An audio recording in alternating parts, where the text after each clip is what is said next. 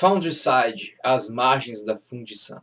Esse aqui foi o 42º livro que eu li esse ano e com a leitura dele eu fechei 19.356 páginas de leitura para a minha meta de terminar o ano tendo lido 36.500 páginas. E assim, esse é um livro que eu não sabia nada sobre ele, mas ele foi lançado pela editora Morro Branco, uma editora que eu gosto, eu curto eu tô meio com som, tô esquecendo as palavras, mas a política de publicação deles, a linha editorial deles para fantasia eu gosto bastante. Tava numa vibe de ler umas coisas de fantasia mais recentes que ainda não tinha visto, comprei as cegas e comecei a ler. E cara, eu achei o livro muito bom mesmo. Ele é muito criativo, o autor escreve muito bem, um autor que eu não conhecia, o Robert Jackson Bennett. E esse aqui é o primeiro livro de uma trilogia de fantasia, mas que assim, ele é quase como se fosse uma história cyberpunk, só que traduzida para uma ambientação de fantasia. E eu vou tentar explicar um pouco mais sobre isso.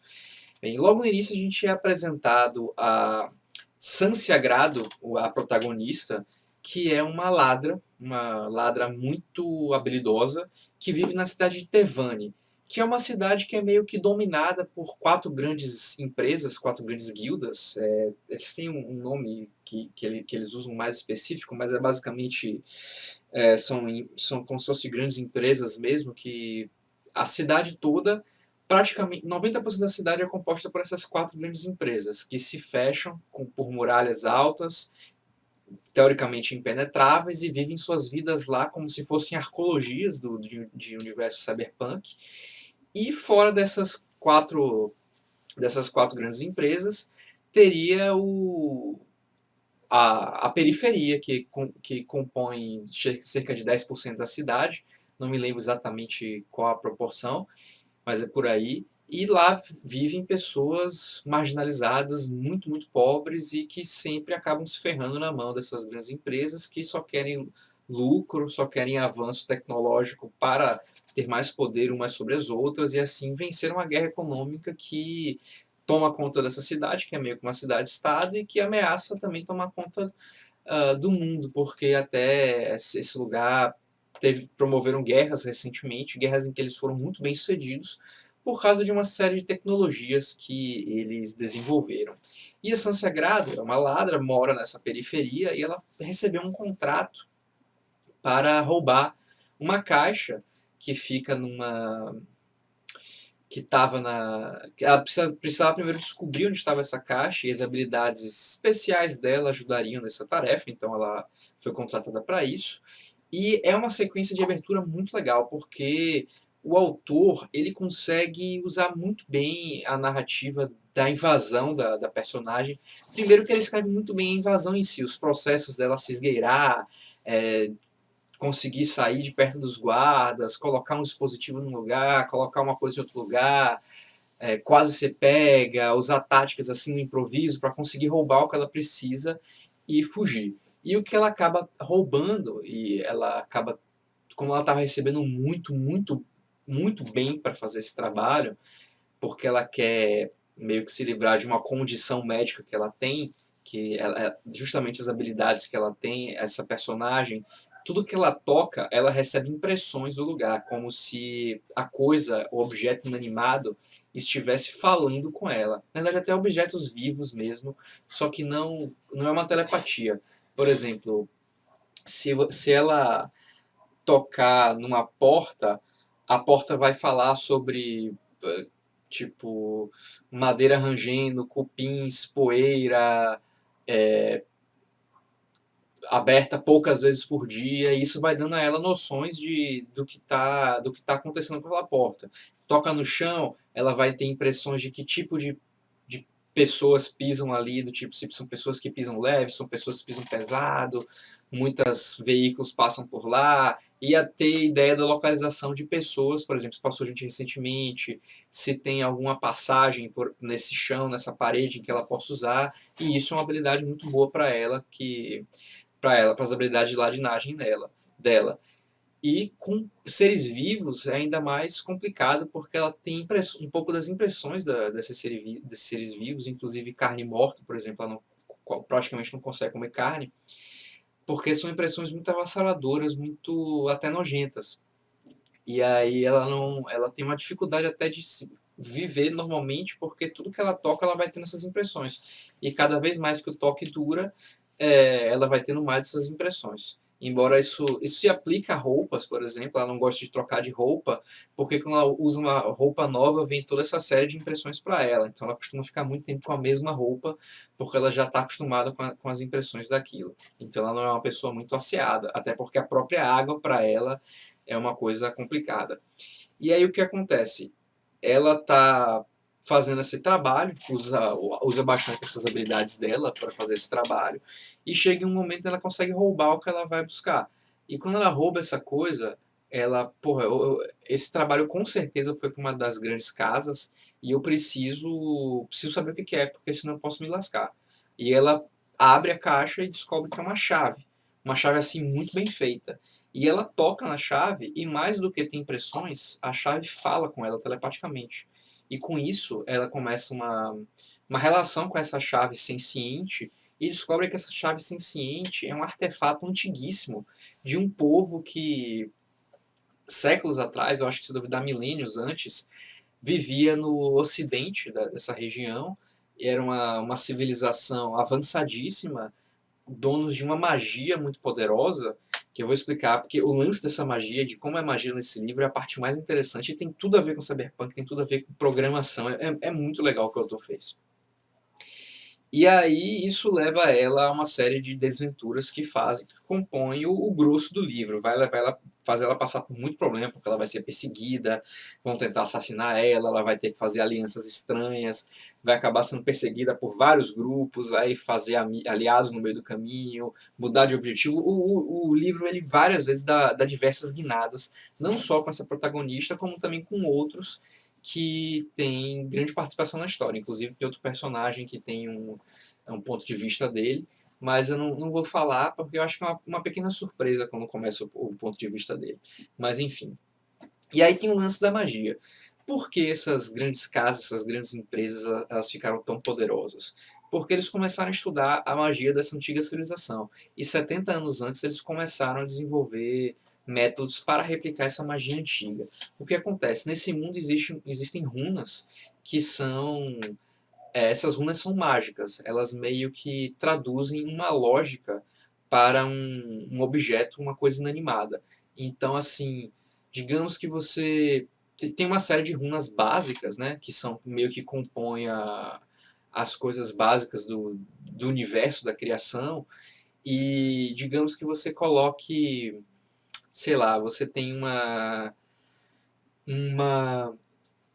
uma porta de madeira e você inscreve essa porta de madeira com a runa de pedra. Isso vai fazer com que a porta de madeira acredite que ela tem um pouco de pedra, fazendo com que ela fique mais resistente. E esse é o uso básico dessas inscrições. Essas runas elas foram descobertas com o alfabeto lá as pessoas de Tevani, essas grandes casas de Tevani descobriram como começar a usar o alfabeto desse povo do Ocidente, que desapareceu essa grande civilização mágica, poderosíssima, que tinha uns caras chamados hierofantes que conseguiam fazer coisas completamente milagrosas e começaram a utilizar essa tecnologia.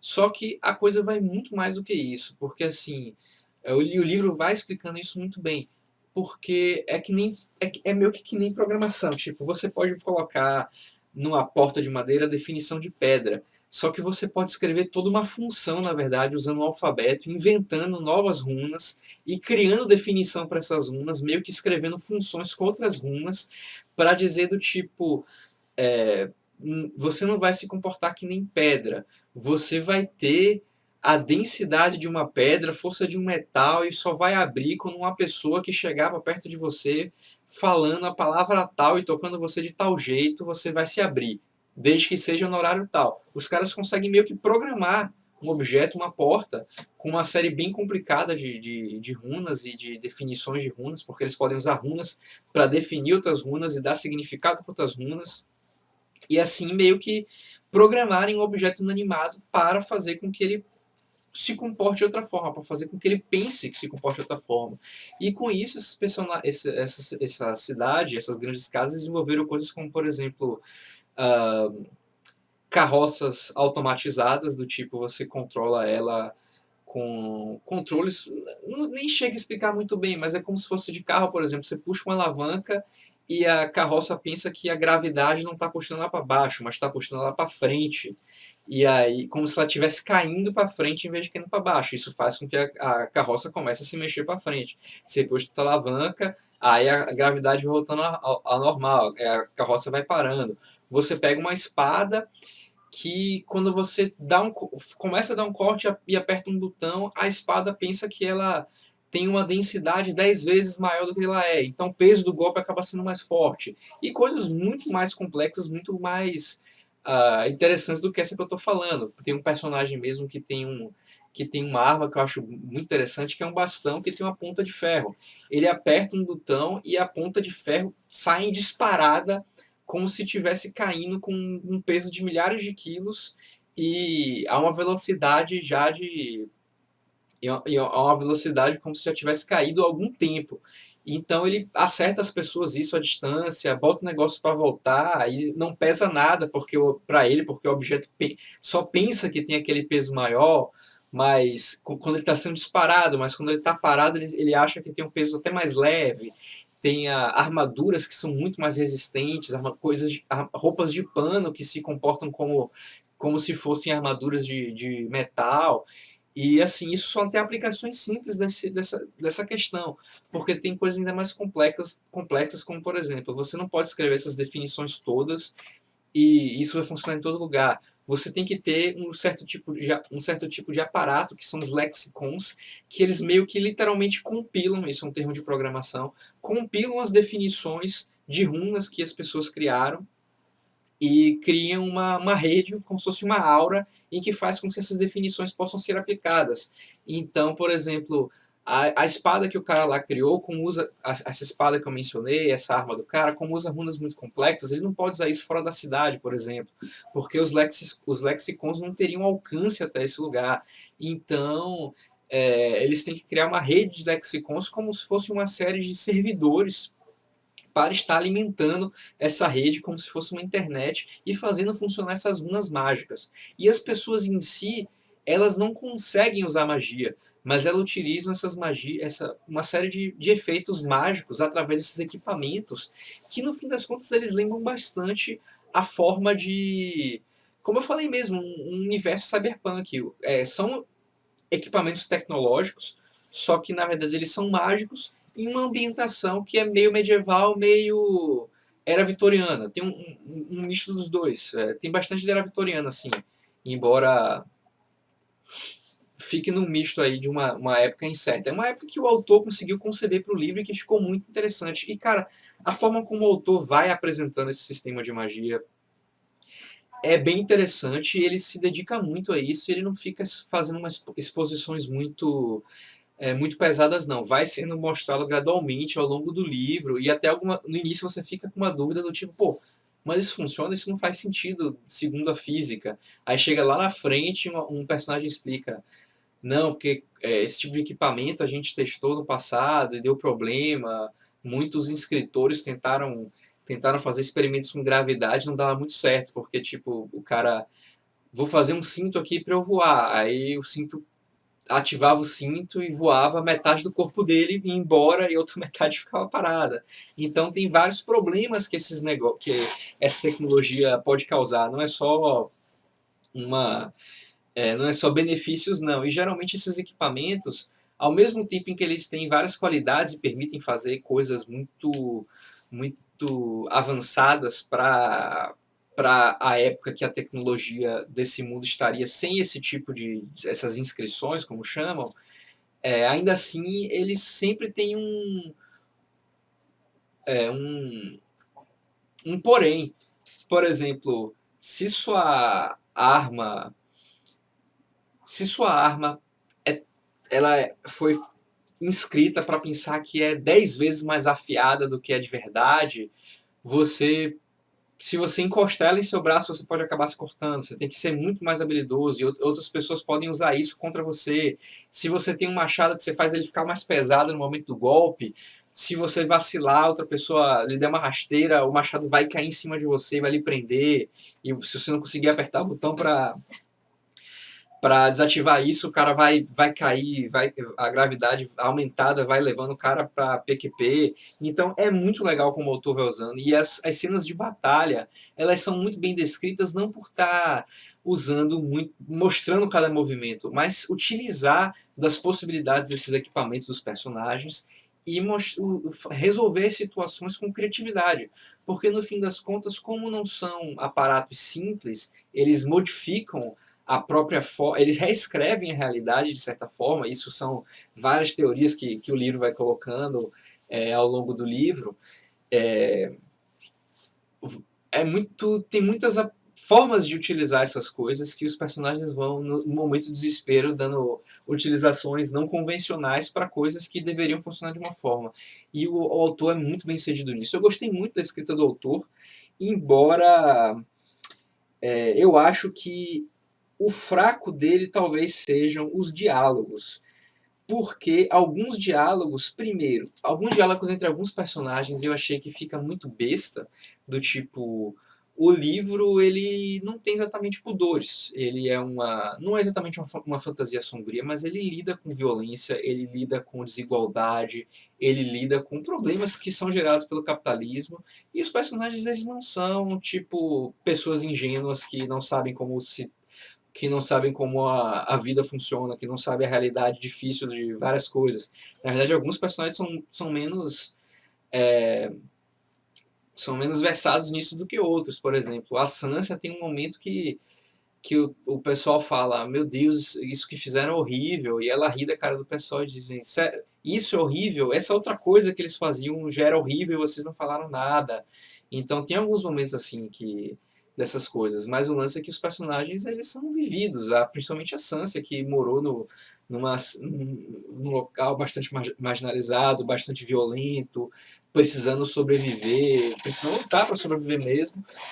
Mas em alguns momentos, em alguns diálogos com alguns personagens, fica parecendo uma coisa até meio mais, não é exatamente infantil, mas mais leve do que o resto da narrativa, do que o próprio narrador em si mostrando o que o personagem pensa em outros momentos. Como se fosse assim, uma troca de palavras meio besta, e que talvez até funcionasse muito bem em alguns momentos, mas naquele momento fica assim, parecendo com um tom meio estranho. Então isso foi uma crítica que eu tive. E em outros momentos, tem alguns diálogos que eu achei que são muito meio que expositivos. Por exemplo, tem uma parte aqui que um personagem diz: pronto, disse Thomas, prefiro assim. Gostaria que mais pessoas tivessem isso. Eu poderia simplesmente ligá-las e desligá-las quando quisesse. Aí 3 pontinhos, como se ele estivesse refletindo. Mas não faz sentido o personagem falar isso, porque o personagem não falaria isso. Porque seria uma. Ele já está pensando nisso. Gostaria que mais pessoas tivessem isso.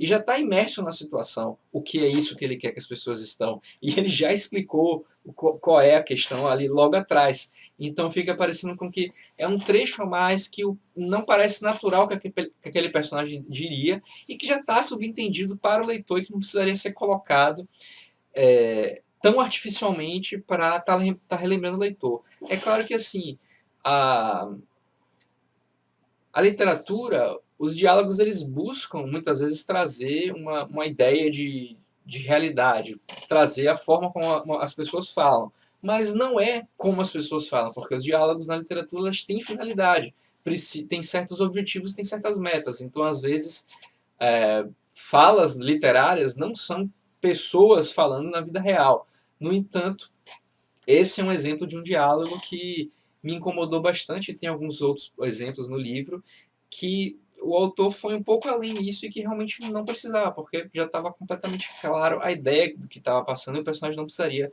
ter falado aquilo para a ideia ficar clara. Mas tirando esse detalhe, cara, o livro é muito, muito legal. E toda essa questão das grandes casas, da forma como elas estão perseguindo buscas econômicas e ferrando todo mundo ao redor, desses aparatos tecnológicos, no fato dessas habilidades de Sansa virem por causa que ela tem uma placa com inscrições dentro da cabeça, ou é basicamente um aprimoramento biônico, só que mágico, bem ao estilo de como funciona como funcionam implantes biônicos no Cyberpunk, todas essas noções de programação que eu só dei uma pincelada, mas que no livro fica bem mais claro qual é a complexidade por trás dessas inscrições, de como funciona, de como as pessoas literalmente estão programando mesmo, de toda essa rede que eu mencionei dos lexicon, que traz bastante a ideia de uma, quase como se fosse uma internet mesmo, não exatamente uma internet, é mais uma,